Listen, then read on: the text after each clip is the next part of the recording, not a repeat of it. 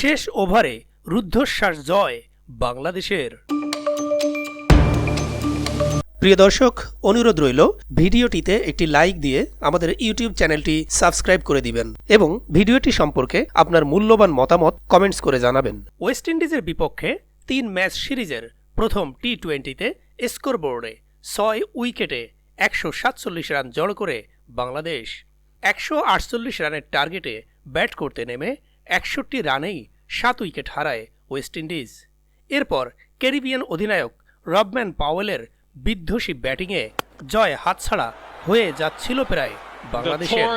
তবে শেষ ওভারে 2 উইকেট তুলে নিয়ে বাংলাদেশকে 7 রানের জয় এনে দেন পেসার হাসান মাহমুদ।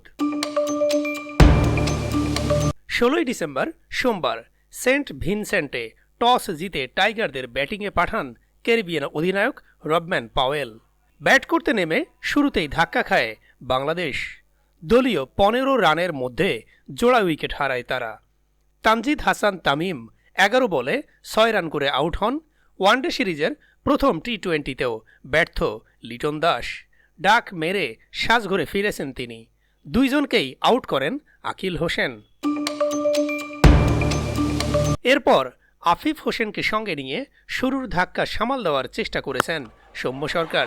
তবে দলীয় 30 রানে 11 বলে 8 রান করে আউট হন আফিফ। তার বিদায়ের পর জাকের আলীকে সঙ্গে নিয়ে প্রতিরোধ গড়েন সৌম্য। জাকের সৌম্যের 57 রানের জুটিতে বিপর্যয় সামাল দেয় বাংলাদেশ। তবে দলীয় 87 রানে 27 বলে 27 রান করে আউট হন জাকের আলী।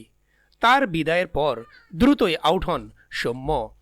32 বলে 43 রান করেন তিনি। এরপর ক্রিজে এসে মেহেদী হাসানকে সঙ্গে নিয়ে দ্রুত রান তোলার চেষ্টা করেন শামীম পাটোয়ারি। বেশ আগ্রাসী ব্যাটিং করতে থাকেন তিনি। 13 বলে 27 রান করে আউট হন শামীম। নির্ধারিত 20 ওভারে 6 উইকেট হারিয়ে 147 রান সংগ্রহ করে বাংলাদেশ। 24 বলে 26 রানে অপরাজিত থাকেন মেহেদী। বাংলাদেশের দেয়া মাঝারি লক্ষ্যে খেলতে নেমে শুরুতেই বিপর্যয়ে পড়ে ওয়েস্ট ইন্ডিজ। ইনিংসের দ্বিতীয় ওভারে ব্র্যান্ডন কিংকে তানজিদের ক্যাচ বানিয়ে আউট করেন তাসকিন। পরের ওভারে শেখ মেহেদী ফেরান নিকোলাস পুরানকে। ফলে 2 রানেই 2 উইকেট হারিয়ে ফেলে ওয়েস্ট ইন্ডিজ। এরপর রস্টন চেস ও জনসন চার্লস মিলে শুরুর ধাক্কা সামাল দেওয়ার চেষ্টা করেন। তবে 33 রানে 12 বলে 20 রান করা জনসনকে আউট করে বাংলাদেশকে ফের সাফল্য এনে দেন মেহেদী হাসান। এরপর 28 রান যোগ করতেই আরও 4 উইকেট হারিয়ে ম্যাচ থেকে অনেকটা ছিটকে পড়ে ওয়েস্ট ইন্ডিজ।